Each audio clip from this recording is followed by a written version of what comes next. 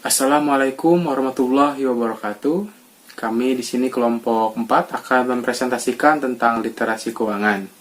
Di mana kelompok 4 terdiri dari 7 orang anggota, yaitu ada Anita, ada Aris, ada Sinta, ada Yani, ada saya sendiri Ilyas, kemudian ada Rizka dan juga Rega. Yang pertama kami akan membahas apa itu literasi keuangan, dan juga yang kedua ada analisis artikel ilmiah mengenai literasi keuangan. Yang pertama ada literasi keuangan.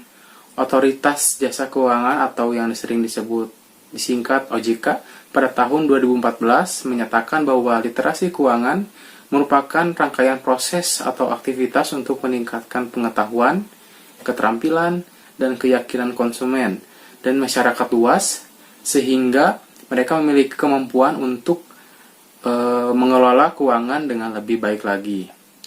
Kemudian ada tingkat literasi keuangan masyarakat Indonesia.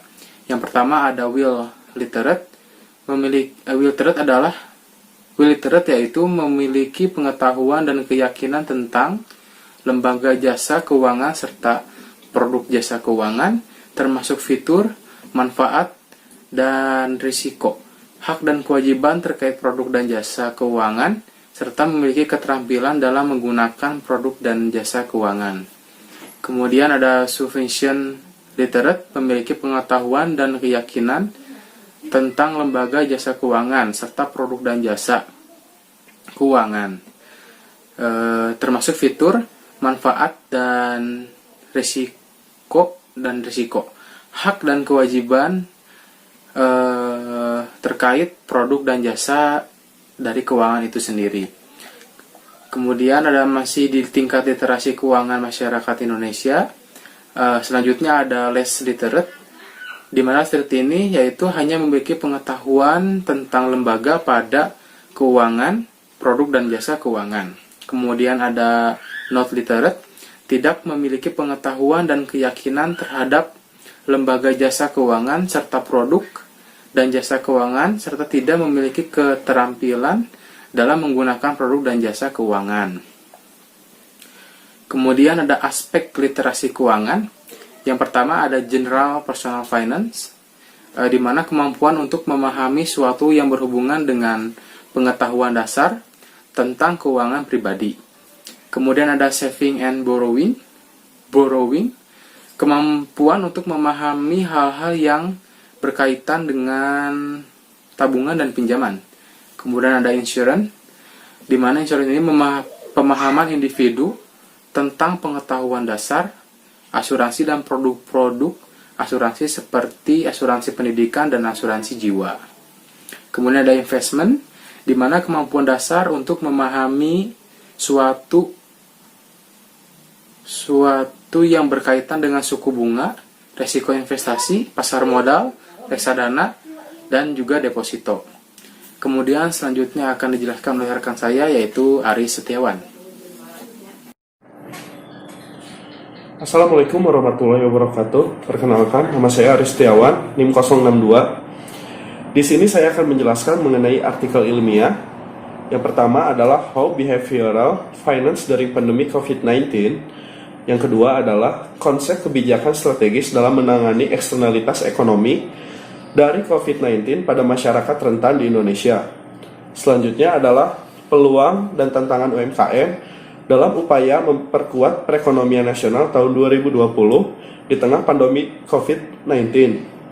Dan yang keempat adalah COVID-19 dan implikasi bagi usaha UMKM.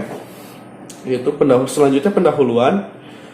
Pandemi global COVID-19 telah menciptakan tantangan dramatis dan belum pernah terjadi sebelumnya bagi individu, ekonomi, pasar keuangan, lembaga keuangan, dan pemerintahan. Selain biaya manusia yang besar dan kematian dan penyakit, virus ini telah menimbulkan gangguan ekonomi yang sangat besar di seluruh dunia. Sebagian disebabkan oleh efeknya sendiri dan sebagian lagi oleh tindakan pemerintah untuk mengendalikan penyebarannya. Pada era ini, pengangguran berskala besar dan tiba-tiba serta pengangguran aktivitas ekonomi dan pergerakan harga yang kejam di banyak pasar keuangan dengan skala setidaknya sebanding dengan krisis keuangan sebelumnya. Penelitian ini bertujuan untuk melihat bagaimana wawasan dari perilaku keuangan dapat membantu para peneliti dan membuat kebijakan untuk memahami pergerakan pasar keuangan dan ekonomi dan tindakan partisipan yang beragam dalam menangani krisis COVID-19. Selanjutnya adalah pandemi COVID-19 yang terjadi pada saat ini mau tidak mau memberikan dampak terhadap berbagai sektor. Pada tataran ekonomi global, pandemi COVID-19 memberikan dampak yang sangat signifikan pada perekonomian domestik negara bangsa keberagaman.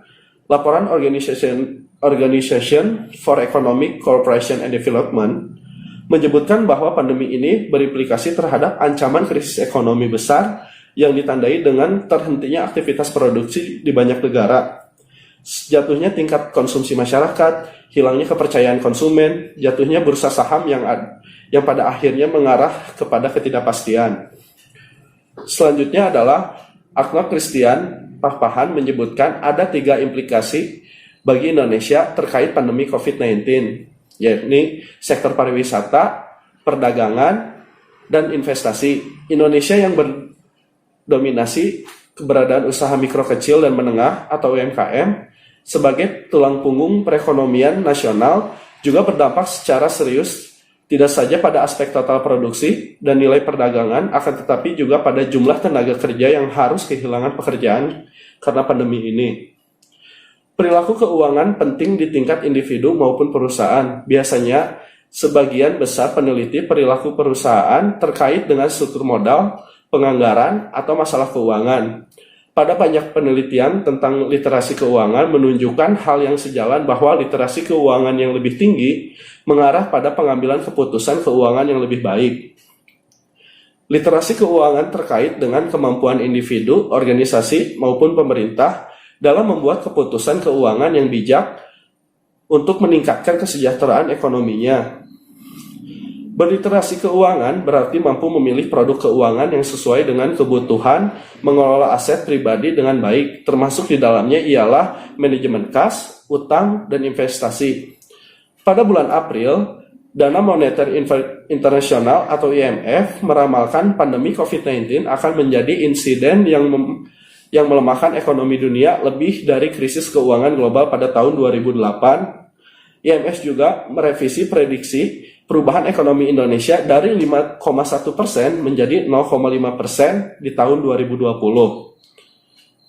Terima kasih atas waktunya. Selanjutnya akan dijelaskan oleh rekan saya. Assalamualaikum warahmatullahi wabarakatuh. Nama saya Anita Permatasari, NIM 511217161. Kali ini saya akan menjelaskan mengenai metode penelitian dari artikel ilmiah yang telah kami telaah. Artikel ilmiah yang pertama berjudul How Behavioral Finance During Pandemic COVID-19. Artikel ilmiah ini karya dari Asri Solihat dan Nugraha dari Universitas Pendidikan Indonesia yang diterbitkan pada tahun 2020. Artikel ini menggunakan metode kajian pustaka dengan membandingkan beberapa penelitian terdahulu yang relevan pada permasalahan pandemik global saat ini. Penelitian ini mendeskripsikan hasil penelitian mengenai perilaku keuangan dimulai dari tahun 2012 hingga 2020 dan dikaitkan dengan permasalahan pandemi COVID-19 yang sedang dihadapi Indonesia. Artikel ilmiah yang kedua berjudul Konsep Kebijakan Strategis dalam Menangani Eksternalitas Ekonomi dari COVID-19 pada Masyarakat Rentan di Indonesia. Artikel karya Heri Kurniawan Syah HS, Amrullah, M. Salahuddin, Muslim, dan Sri Nur Hidayati dari Universitas Samawa, Sumbawa Besar yang diterbitkan pada tahun 2020 menggunakan metode yang bersifat deskriptif dengan fokus kajian eksternalitas ekonomi dari COVID-19, khususnya bagi masyarakat rentan, beserta kebijakan yang dilakukan oleh pemerintah. Selanjutnya artikel yang ketiga dengan judul Peluang dan Tantangan UMKM dalam Upaya Memperkuat Perekonomian Nasional tahun 2020 di tengah pandemi COVID-19. karya Lili Marlina dari Universitas Bina Nusantara Informatika Jakarta yang diterbitkan pada tahun 2020 menggunakan dua metode penelitian. Yang pertama adalah studi kepustakaan dengan pengumpulan data yang menggunakan metodologi studi pustaka, yakni dengan cara penulis melakukan pencarian dan mengumpulkan berbagai media yang bersifat kepustakaan. Berbagai media tersebut dapat berupa buku, jurnal, proceeding, dan artikel atau berita online sebagai pendukung tersusunnya penulisan ini. Yang kedua adalah wawancara. Metode wawancara ini dilakukan pada berbagai responden, khususnya pelaku UMKM, yang bertujuan untuk mendapatkan informasi dan data yang dibutuhkan. Dan terakhir, yang keempat, artikel ilmiah dengan judul COVID-19 dan implikasi bagi usaha mikro, kecil, dan menengah, karya Arnold Christian Pakpahan dari Universitas Katolik Parahyangan yang diterbitkan pada tahun 2020 ini menggunakan metode penelitian studi kepustakaan. Selanjutnya akan dilanjutkan oleh rekan saya. Terima kasih. Bismillahirrahmanirrahim. Assalamualaikum warahmatullahi wabarakatuh. Nama saya Reganis Maisari, NIM 51121171077. Saya akan menjelaskan dampak dari COVID-19 terhadap kegiatan investasi. Seperti kita tahu, wabah terbaru COVID-19 ini telah mengumpulkan banyak perhatian dari outlet media di seluruh dunia. Kebanyakan media melaporkan cenderung mengarah ke menyoroti peristiwa berdampak tinggi seperti wabah penyakit menular yang menyebabkan kepanikan publik. Hal ini dapat menyebabkan kekhawatiran dan mempengaruhi sentimen investor. Dan baru-baru ini wabah COVID-19 juga berdampak pada hampir semua negara. Salah satunya pada pasar Amerika Serikat dan pasar dunia serupa telah mengalami penurunan hampir 30% dalam kuartal pertama tahun 2020. Pada karya ilmiah yang berjudul How Behavioral Finance During Pandemic COVID-19, dijelaskan bahwa ketidakpastian di pasar keuangan menyebabkan peningkatan volatilitas harga dan kepanikan luar biasa yang ditimbulkan oleh outlet berita terkait dengan peningkatan volatilitas di pasar ekuitas. Dan di Indonesia sendiri, faktanya pada IHSG mengalami volatilitas tinggi sejak awal tahun 2020 di tengah masa pandemi COVID-19. Dan berdasarkan data Indo Premier, indeks sempat menyentuh paling rendah pada tanggal 24 Maret tahun 2020. Kala itu, IHSG ditutup pada level 3.937,63 atau 37,49% dibanding akhir tahun. Dalam penelitian ini juga ada salah satu faktor yang menjadi daya tarik investor untuk berinvestasi, yaitu Corporate Social Responsibility atau CSR, atau juga disebut tanggung jawab sosial perusahaan. Pelaksanaan CSR ini juga akan meningkatkan nilai perusahaan yang tercermin dari harga saham dan laba perusahaan tersebut, sehingga dapat dikatakan apabila perusahaan dapat melaksanakan CSR dengan baik, akan membuat nilai perusahaan juga dinilai baik oleh para investor, sehingga hal ini dapat menarik para investor untuk berinvestasi. Lalu selain faktor pelaksanaan CSR, ada juga faktor psikologis yang paling mempengaruhi investor dalam mengambil keputusan untuk berinvestasi, diantaranya optimisme berlebihan, konservatisme, dan kecenderungan resiko. Untuk investor yang mengalami bias optimisme, hal ini dikarenakan investor tersebut merasa telah memiliki pengalaman serupa sebelumnya, sehingga hal itu mempengaruhi mereka dalam mengambil keputusan investasi. Perilaku optimisme yang berlebihan ini dapat memberikan dampak yang buruk terhadap investor, karena mereka akan cenderung kurang berhati-hati dalam membuat keputusan karena kurang memperhatikan risiko atau NPV dari investasinya. Hal ini dapat menurunkan kinerja portofolio investasinya. Di sisi lain, optimisme yang berlebihan juga dapat memberikan hasil yang baik apabila perilaku optimisme semakin meningkat seiring dengan berjalannya waktu dan pengalaman berinvestasi.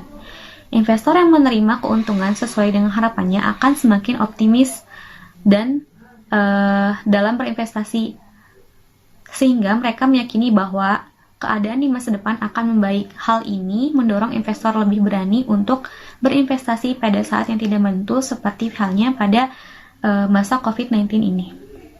Lalu selanjutnya ada faktor psikologis, yaitu konservatisme. Konservatisme ini menyebabkan investor saham cenderung kurang reaktif terhadap informasi di pasar serta berhati-hati dalam mengambil keputusan investasinya. Menurut Thomas tahun 2018, konservatisme ini diakibatkan oleh rendahnya tingkat literasi keuangan yang menyebabkan investor mengalami stres mental saat dihadapkan pada informasi yang baru. Hal ini mengakibatkan investor tidak dapat memproses data baru dan masih tetap berpegang pada keyakinannya yang terdahulu. Lalu, menurut hasil survei otoritas jasa keuangan tahun 2016, dalam survei nasional literasi dan inklusi keuangan pada tahun 2016 menyatakan bahwa tingkat literasi keuangan masyarakat Indonesia sendiri dinilai masih rendah dengan angka 29,7%, sehingga dapat dikatakan bahwa tingkat konservatisme investor di Indonesia masih tergolong tinggi.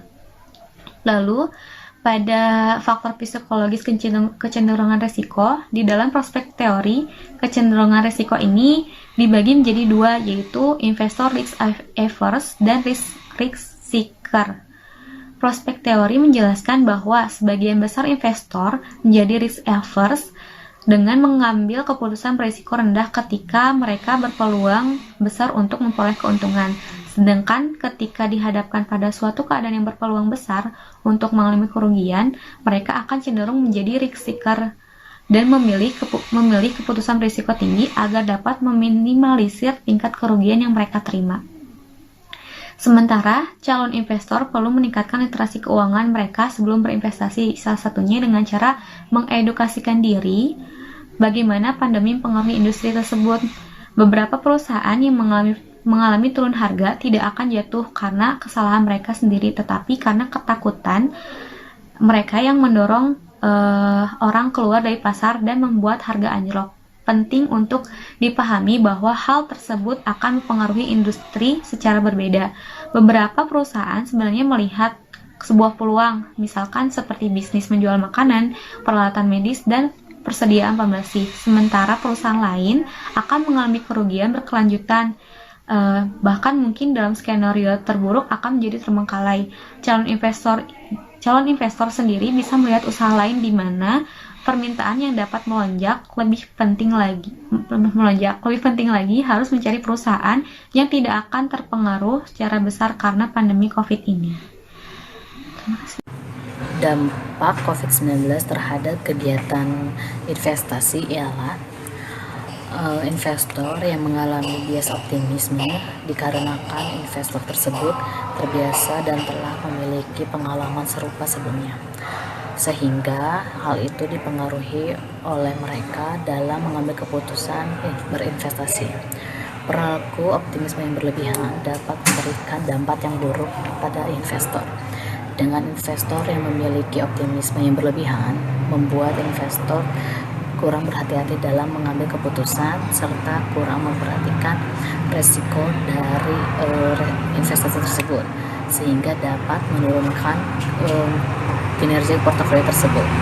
Di sisi lain juga, baik dalam investor, perilaku optimisme semakin meningkat seiring berjalannya waktu dan pengalaman investasi. Di sisi lain juga, optimisme berlebihan tidak bagus untuk memperlanjutkan pada investor. Perilaku optimisme semakin meningkat seiring berjalannya waktu dan berpengalaman investasi. Investor yang menerima keuntungan sesuai dengan harapannya akan semakin optimis dan berinvestasi, sehingga mereka dapat meyakini bahwa masa depan akan lebih baik. Hal ini mendorong investor lebih berani untuk berinvestasi lebih besar pada saat yang tidak menentu. Salah satu faktor yang psikologisnya referensinya ialah di Indonesia konservatisme ialah menyebabkan investor saham kurang reaktif di dalam pasar, serta berhati-hati dalam mengambil keputusannya dalam berinvestasi. Konservatisme diakibatkan oleh rendahnya literasi keuangan yang mengakibatkan investor mengalami stres mental yang berlebihan menurut Thomas di tahun 2018. Hal ini mengakibatkan investor tidak dapat memproses data baru dan masih tetap berpegang pada keyakinannya yang terdahulu. Menurut hasil OJK di tahun 2016, dalam suasana literasi dan inkurasi keuangan menyatakan bahwa tingkat literasi Indonesia atau masyarakatnya dinilai masih rendah dan masih berada di 2,97%, sehingga dapat dikatakan bahwa tingkat konvertasi masih rendah di dalam negara Indonesia sendiri. Dan lainnya itu dalam prospek teori, keuntungan investor dibagi menjadi dua, yaitu investor risiko dan risk taker. Prospek teori menjelaskan bahwa sebagian besar investor mengambil resiko karena mengambil resiko rendah karena mereka terlalu memikirkan keuntungan yang lebih besar, sehingga penting untuk dipahami juga bahwa hal tersebut akan mempengaruhi industri secara berbeda. Beberapa perusahaan juga melihat peluang seperti menjual makanan online, menjual hand sanitizer dan menjual alat medis tersebut. Dalam skenario terburuk ialah akan terbengkalai calon investor bisa usaha lain dan menjadi lebih mencari bisnis yang sedang merajalela di Indonesia ini. Cukup sekian, terima kasih. Selamat malam, saya Rizka NIM 51121711073. Setelah sebelumnya rekan saya menjelaskan mengenai solusi yang perlu dipertimbangkan dalam menangani dampak COVID-19 terhadap UMKM, saya akan menjelaskan mengenai skema dan program khusus yang telah dipersiapkan oleh pemerintah guna untuk menangani dampak COVID-19 bagi UMKM. Di sini tentunya berfungsi untuk mempertahankan maju ekonomi Indonesia, karena seperti yang kita ketahui bahwa Indonesia ini 90% masyarakatnya merupakan pelaku UMKM yang tentu saja sangat berpengaruh pada ekonomi Indonesia juga.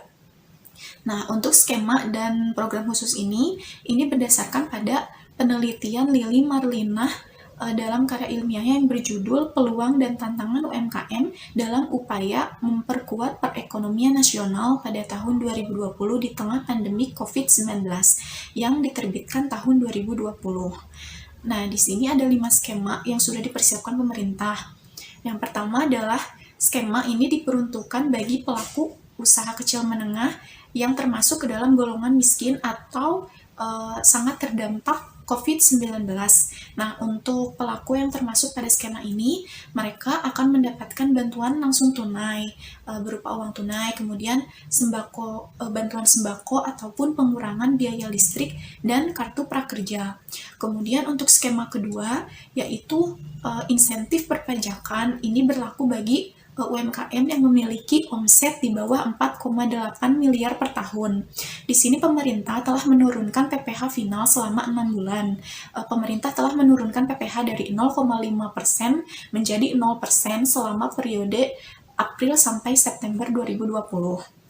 Kemudian untuk skema ketiga yaitu relaksasi dan restrukturisasi kredit UMKM. Skema ini meliputi penundaan angsuran dan subsidi bunga bagi para penerima KUR atau kredit usaha rakyat, kemudian kredit ultramikro, kemudian permodalan nasional madani membina keluarga sejahtera, lembaga pengelola dana bergulir, hingga penerimaan bantuan dari beberapa kementerian.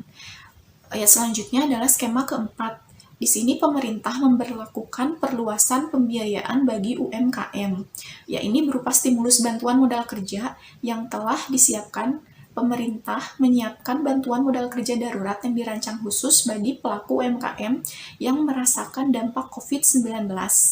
Hingga saat ini sudah terdapat 41 juta pelaku UMKM yang terhubung dengan lembaga pembiayaan maupun perbankan, sementara masih ada 23 juta sisanya yang belum mendapatkan pembiayaan dari lembaga keuangan manapun atau belum pernah menggunakan bantuan dari lembaga keuangan manapun.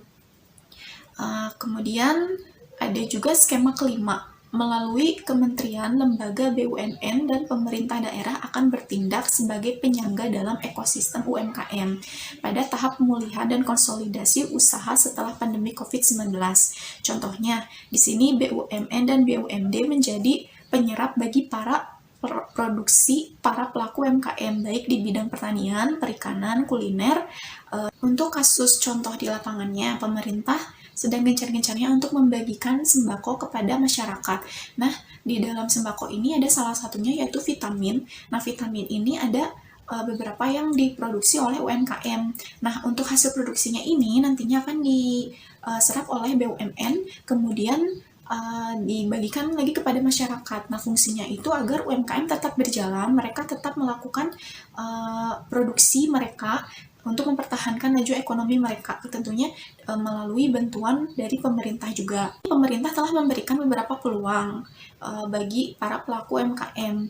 Salah satunya yaitu dengan pemberian seperti yang tadi telah dijelaskan. Di sini pemerintah juga telah menyiapkan beberapa lembaga keuangan untuk membantu permodalan UMKM.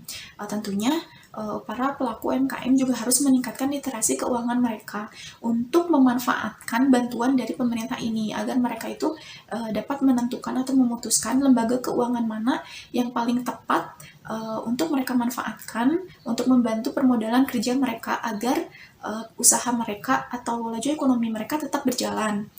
Selain itu, di sini juga Menteri Keuangan Sri Mulyani membantu para pelaku UMKM dengan memberikan peluang dalam bentuk subsidi bunga, insentif pajak, penundaan pembayaran pokok, dan pemberian tambahan kredit modal kerja. Nah, peluang lain bagi UMKM juga yaitu perencanaan gerakan 100.000 usaha mikro, di mana untuk program ini UMKM akan go online secara bersama-sama di 30 kota atau kabupaten, karena seperti yang kita ketahui saat ini masyarakat tidak bisa melakukan penyebaran atau pemasaran secara langsung, sehingga mereka diwajibkan untuk menguasai teknologi yang ada saat ini agar usaha mereka dapat bertahan di tengah COVID-19 ini. Sementara itu, ada pun tantangan. Jadi selain ada peluang, ada juga tantangan bagi UMKM. Sementara itu, dalam menghadapi tantangan UMKM, bahwasanya hal yang paling mendasar adalah membangun dan membentuk jiwa dan potensi entrepreneurship. Karena bila tidak memiliki jiwa dan potensi entrepreneurship, maka semangat dan motivasi untuk menjadi wirausahawan tentu sangat sulit untuk dikembangkan. Nah, mereka juga, para UMKM ini juga harus melek terhadap teknologi dan bersaing di pasar e-commerce. Sekian penjelasan dari saya mengenai skema-skema dan program khusus yang telah dibentuk pemerintah berdasarkan penelitian yang sudah dilakukan oleh Lili Marlina. Untuk selanjutnya, untuk pembahasan selanjutnya akan dijelaskan oleh rekan saya. Assalamualaikum warahmatullahi wabarakatuh. Saya Yani Suryani, NIM 5112171064. Di sini saya akan menjelaskan tentang strategi pemulihan ekonomi masyarakat selama COVID-19. Jika sebelumnya sudah dibahas skema yang dilakukan pemerintah bagaimana agar pelaku UMKM dapat bertahan selama COVID-19, di sini yang akan saya bahas adalah mengenai strategi yang dapat dilakukan masyarakat, khususnya pemilik UMKM dalam memanfaatkan peluang usaha selama atau pasca COVID-19. Ini ditulis dalam penelitian berjudul Manajemen Business Cycle sebagai basis peluang usaha pasca COVID-19, suatu strategi pemulihan ekonomi masyarakat yang ditulis oleh Asmi dan kawan-kawan. Dalam penelitian ini dituliskan bahwa Diperlukan pengelolaan siklus bisnis manajemen untuk bisa menata kembali kondisi ekonomi yang melemah atau resesi akibat COVID-19 ini. Nah, ada beberapa cara bagaimana seorang pengusaha mampu menciptakan siklus bisnis. Nah, karena kan mengingat kondisi lingkungan bisnis sangatlah dinamis, jadi harus selalu dilakukan evaluasi dan juga perbaikan agar usahanya tersebut bisa bertahan dan dapat terus berkembang. Nah, beberapa cara diantaranya yang pertama menciptakan perubahan sebagai peluang untuk mencapai sukses. Yang kedua, melihat perbedaan antar orang atau fenomena sebagai peluang bukan kesulitan. Nah, di sini berkaitan dengan bagaimana kita menciptakan sebuah produk baru ataupun menciptakan sebuah inovasi, atau bagaimana kita bisa memodifikasi sebuah produk yang sudah ada dan bisa kita tambahkan atributnya ataupun seperti yang sudah kita pernah pelajari di semester sebelumnya. Itu bagaimana kita bisa memodif sebuah produk. Nah, yang ketiga itu ada bereksperimen untuk mencari pembaruan menuju pertumbuhan bisnis. Ini berkaitan dengan mirip dengan modifikasi ataupun kita melakukan sebuah percobaan-percobaan baru. Misalkan dalam makanan kita mencoba untuk membuat makanan dari komposisi yang berbeda misalkan ya. Ataupun katakanlah kalau yang sebelumnya sudah pernah ada pisang nugget ya. Pisang nugget kan yang kita tahu selama ini adalah pisang itu pisang digoreng atau pakai tepung aja, tapi ternyata ini bisa dibikin seperti pisang nugget. Nah, contohnya mungkin seperti itu. Lalu yang keempatnya menjadi pakar untuk usaha sendiri. Pakar untuk usaha sendiri ini kita paham betul produk yang kita jual, kita paham usaha kita, manfaatnya apa, kerugiannya apa, seperti itu. Nah, yang kelima, menjadi pelayan untuk orang lain dan memiliki sifat rendah hati dan tidak sombong. Ini berkaitan dengan pelayanan dan berkaitan dengan kepuasan pelanggan juga, karena pelayanan yang baik yang kita berikan itu berpengaruh pada kepuasan pelanggan. Nah, terkait hal tersebut ada 7 faktor penting yang dapat diraih sebuah perusahaan baru untuk tumbuh dan berkembang dalam jangka panjang. Di antaranya ada strategic intent, ini berkaitan dengan kesatuan visi dan misi. Yang kedua ada decision maker, ini berkaitan dengan pengambilan keputusan yang cepat dan tepat. Yang ketiga ada funding, ini merupakan manajemen keuangan yang terencana. Yang keempatnya ada business plan atau perencanaan bisnis. Yang kelima manajemen tim, bagaimana kita mengelola tim dalam bisnis kita. Yang keenam eksekusi, karena sebuah ide atau rencana akan menjadi sia-sia tanpa eksekusi yang baik. Yang ketujuh itu timing, kita harus tahu kapan sih saat yang tepat untuk memulai suatu usaha. Nah, berdasarkan hasil analisa tentang manajemen bisnis cycle melalui proses perencanaan pengorganisasian siklus bisnis 4 periode. Nah, dengan klasifikasi jenis bisnis dengan bidang usaha atau peluang usaha pasca COVID-19, itu menunjukkan bahwa secara keseluruhan terdapat 61 bisnis dengan rincian 33 jenis bisnis pada periode puncak siklus atau kemakmuran. Nah, artinya bisnis-bisnis ini dapat menjadi peluang bagi para pemilik UMKM ataupun masyarakat. Nah, di sini saya akan sebutkan beberapa jenis bisnisnya. Itu ada bisnis perdagangan, itu ada kurang lebih ada 8. Di sini nama bisnisnya bisa makanan cepat saji, produk sabun cair, penjualan pulsa elektronik, hand sanitizer juga, terus penjualan rempah-rempah, kuliner, toko kebutuhan pokok, dan kesehatan. Lalu ada bisnis pertanian atau industri, itu ada di bidang ada nama bisnisnya buah-buahan, sandang pangan, ataupun bisnis manufakturnya mungkin di industri komputer dan kecantikan. Nah, di bisnis jasa ini cukup banyak. Ini ada kurang lebih ada 20 jenis bisnis. Ada 20 ya, ada 20 untuk jenis bisnis jasa. Itu mulai dari startup, bisnis jasa, layanan renovasi, psikologi juga termasuk karena selama pandemi ini tingkat stres masyarakat itu meningkat. Jadi ini nama bisnis psikolog ini diperlukan dan sangat membantu. Lalu juga ada pendidikan, kesehatan atau gaya hidup, sampai dengan jasa akuntan juga. Nah, untuk jenis atau bidang bisnis bidang usaha lainnya ada bisnis real estate, itu perusahaan retail contohnya.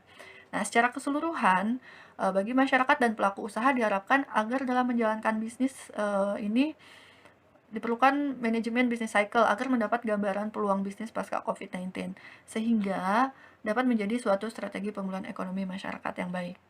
Oke, demikian yang saya jelaskan. Mohon maaf atas kekurangannya. Terima kasih. Wassalamualaikum warahmatullahi wabarakatuh.